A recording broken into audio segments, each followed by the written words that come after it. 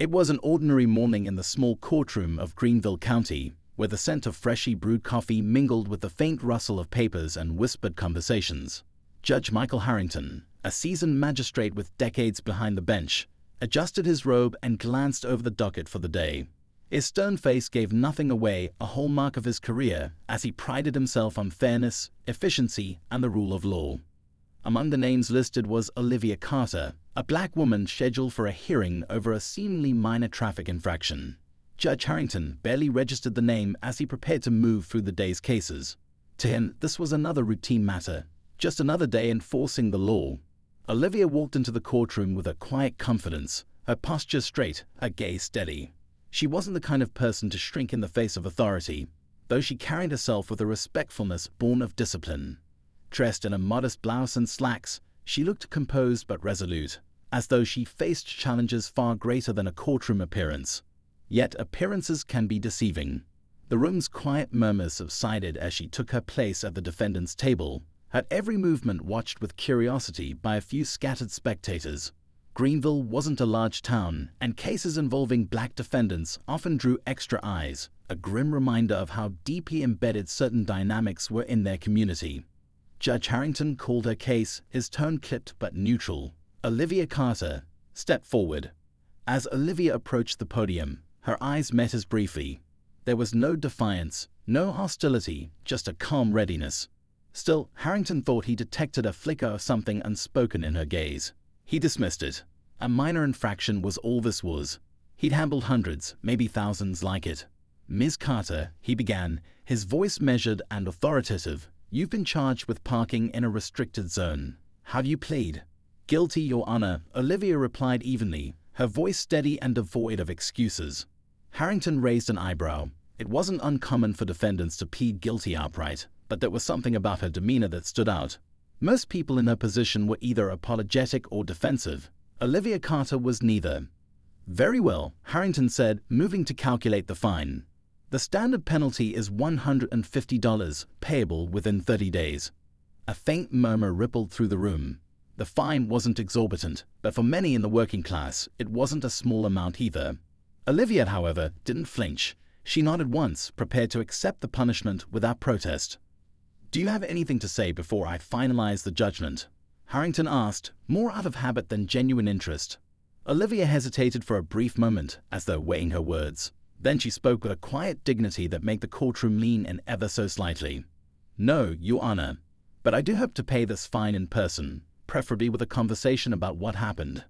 Her response, measured and unyielding, caught Harrington slightly off guard. There was no sarcasm or challenge in her tone, just a calm assertion of her presence. He glanced at her again, as if seeing her for the first time, but quickly brushed the moment aside. This was not the time for discussions. "Noted," he said curtly. "You may proceed to the clerk's office to settle the fine." Olivia nodded, thanked the judge, and turned to leave. For most in the room, the case seemed over, just another quick resolution in a long docket.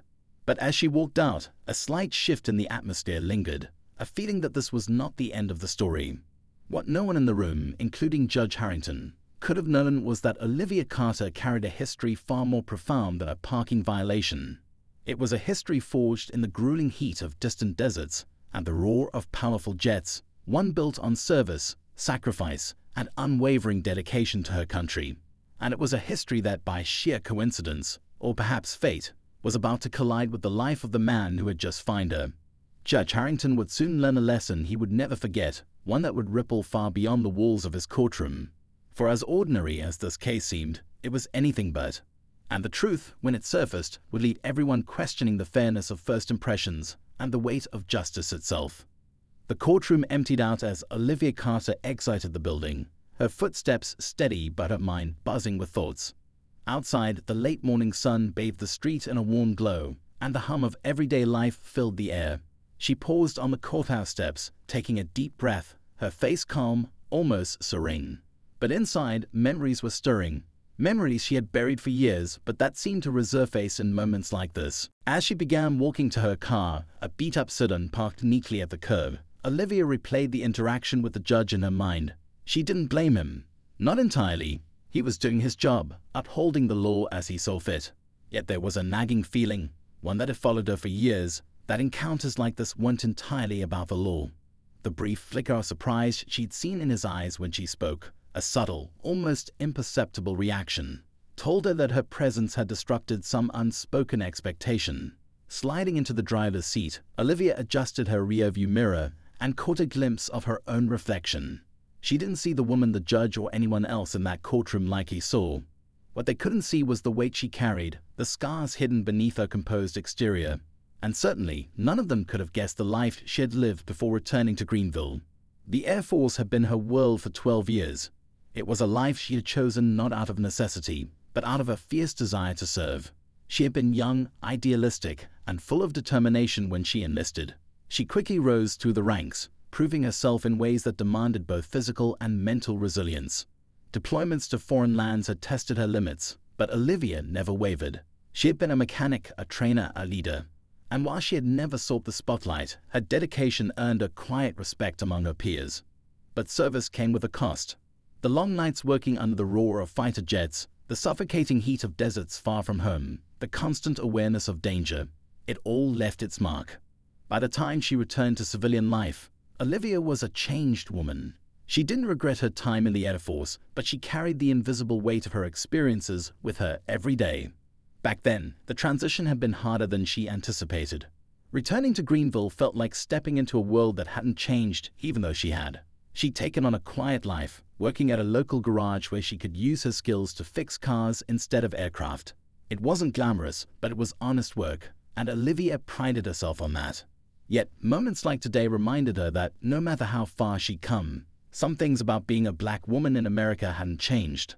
As Olivia drove through the streets of her hometown, the courthouse growing smaller in her rearview mirror, Judge Harrington's day continued without interruption.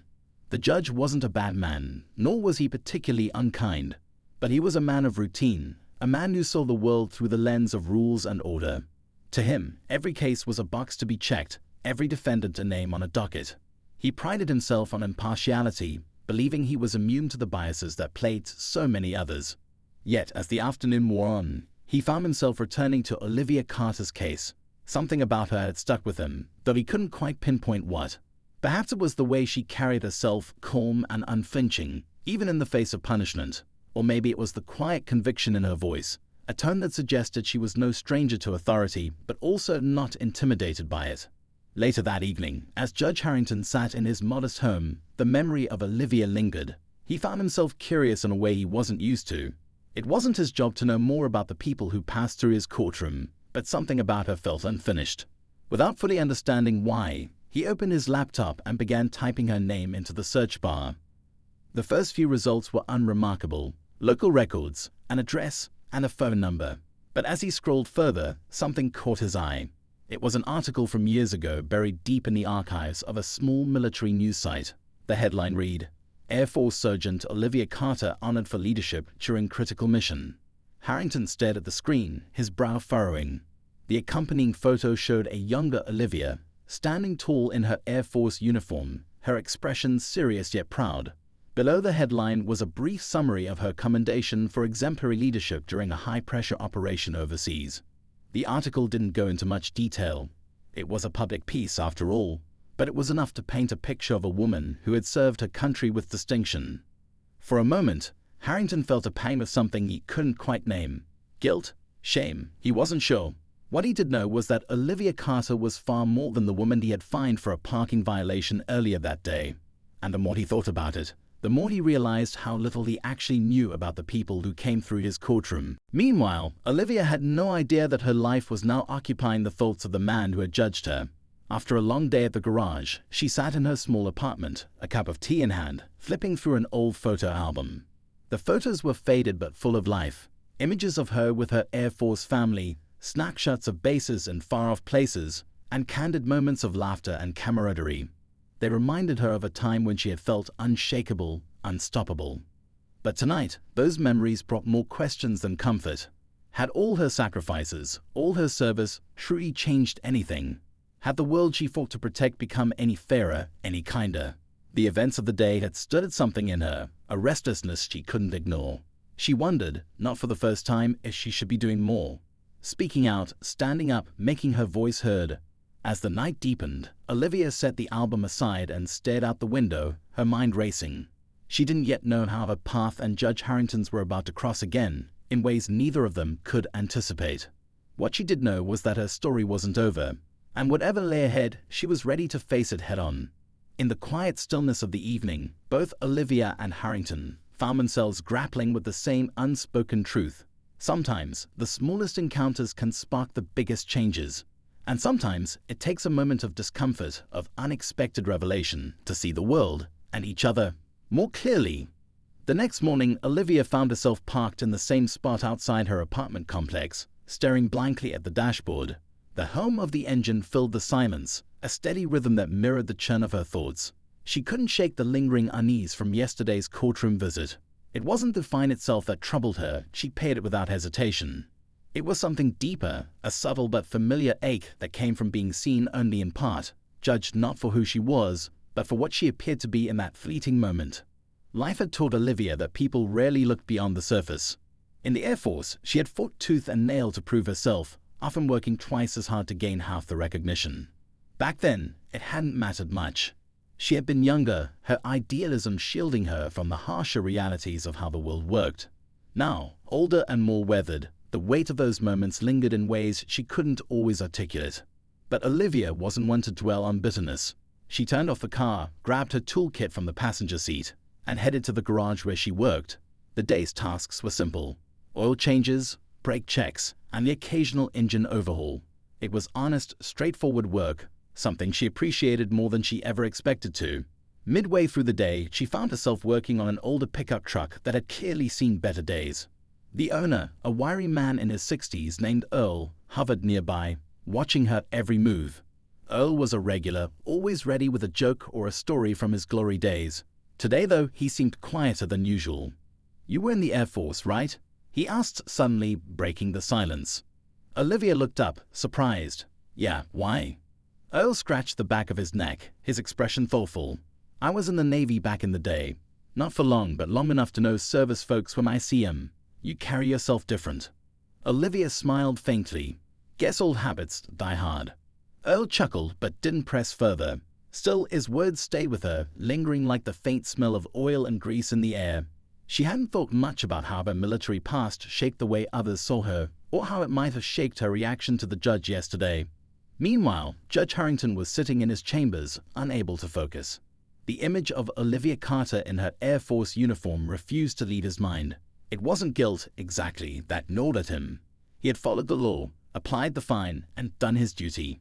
But there was something about her calmness, her self-possession, that made him feel as though he had missed something important. By mid-afternoon, he found himself typing her name into his computer again. This time he dove deeper, scrolling through military records, archived articles, and even social media posts. What he found painted a picture of a woman who had given so much of herself to serve her country, only to return to a world that seemed determined to overlook her contributions. Commendations, leadership roles, and testimonials from fellow service members, all of it painted a stark contrast to the unassuming woman who had stood before him in court. But what struck him most wasn't her accolades or her rank.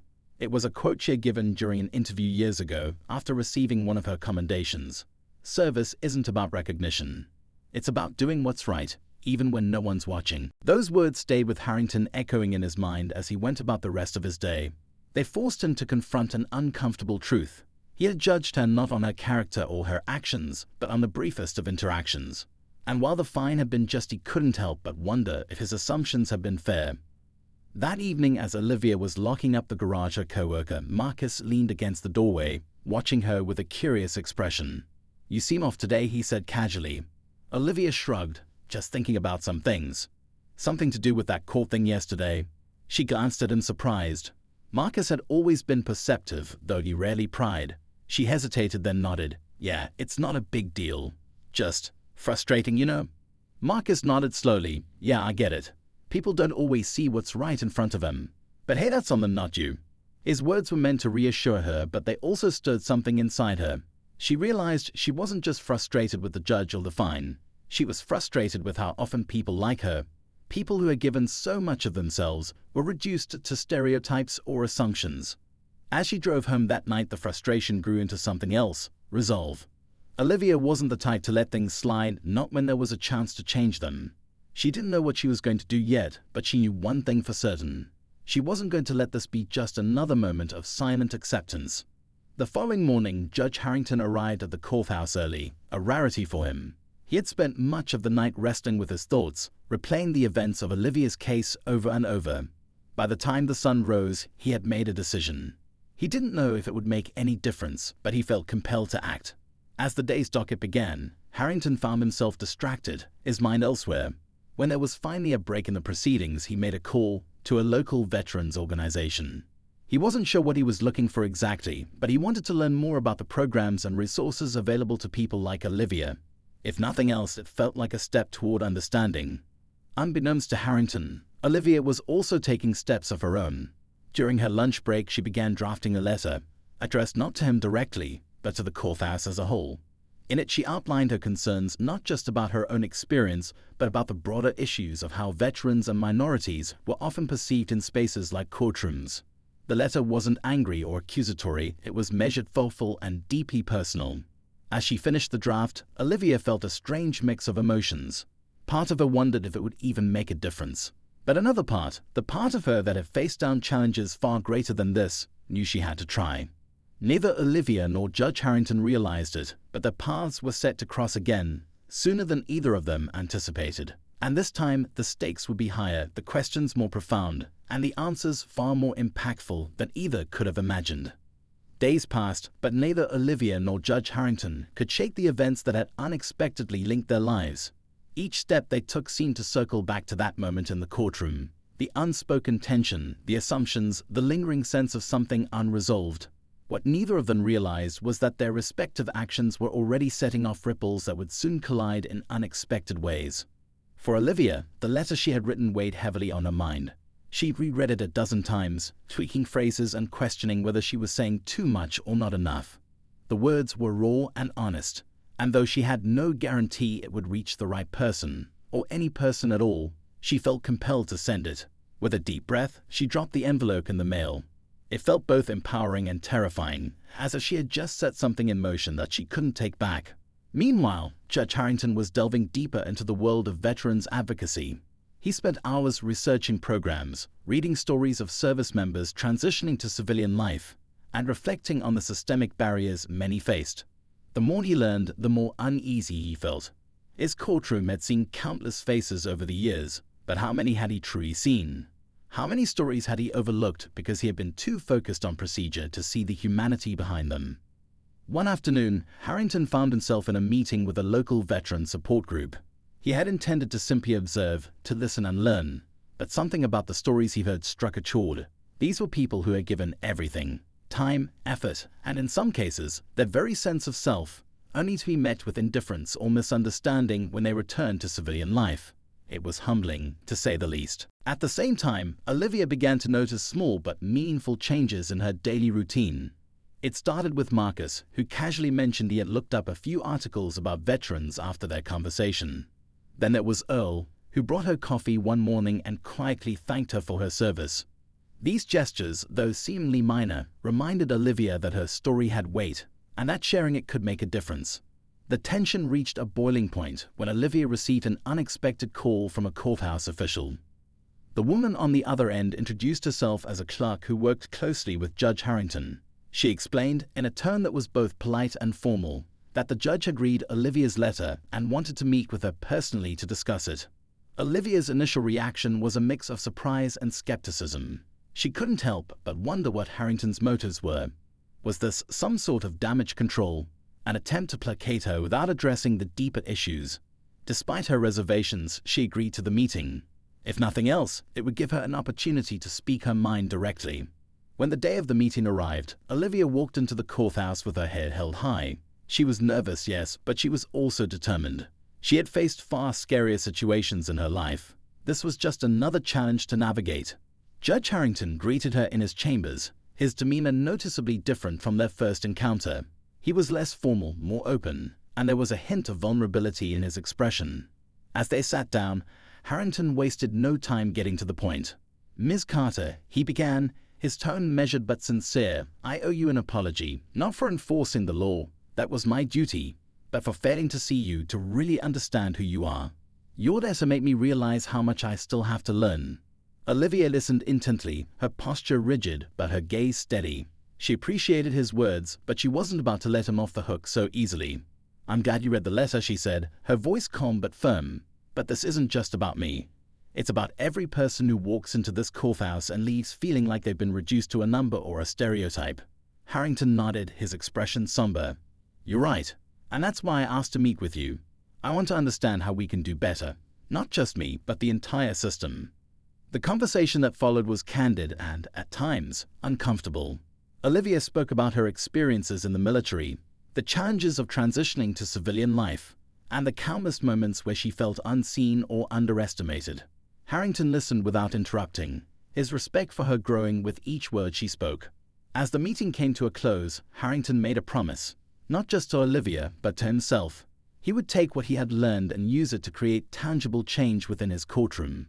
Whether it was through sensitivity training, community outreach, or simply taking the time to ask questions before making assumptions, he was determined to make a difference.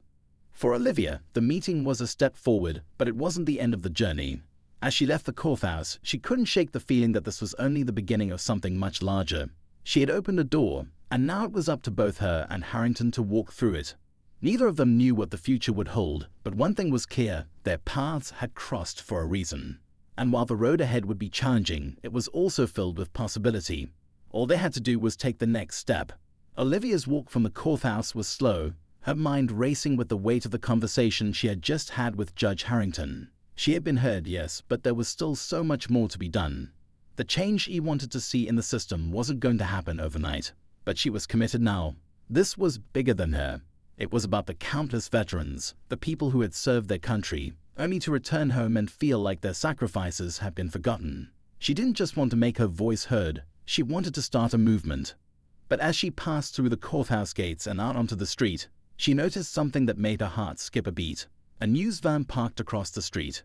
Its cameras and reporters were aimed directly at the courthouse, and the flashes of their equipment caught her eye. There was a sense of urgency in the air. Something was happening, something unexpected.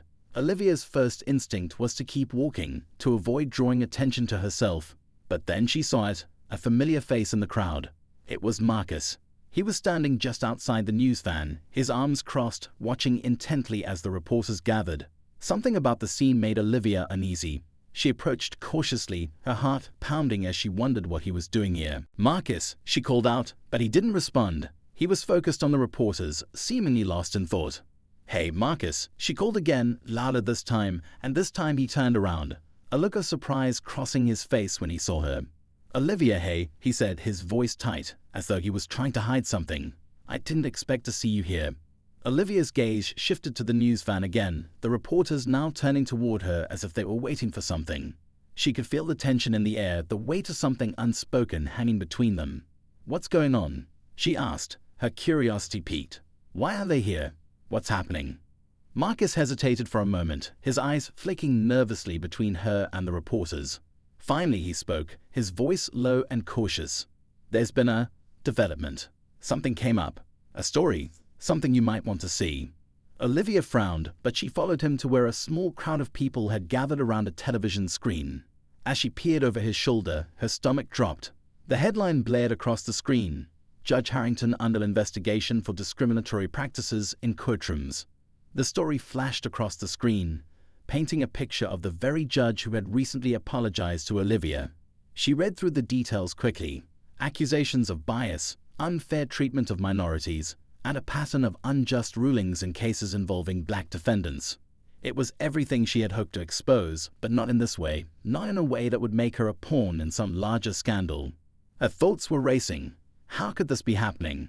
She had just left Harrington's office, and he seemed so sincere, so committed to change. Could it all have been an act? Was he playing a game, pretending to be the ally he wasn't? But something in her gut told her this wasn't the full story.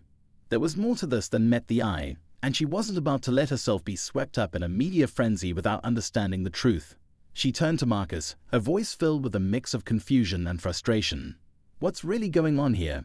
How does this even make sense?" The judge, he was trying to make things right. He wasn't part of this. Marcus's face was pale, his gaze shifting away from the news screen. I don't know, Olivia, but you need to understand, this story is bigger than both of us. And it's not just about Judge Harrington. There are people behind this, people who have been pulling strings for a long time. Before Olivia could ask anything more, a loud voice interrupted them.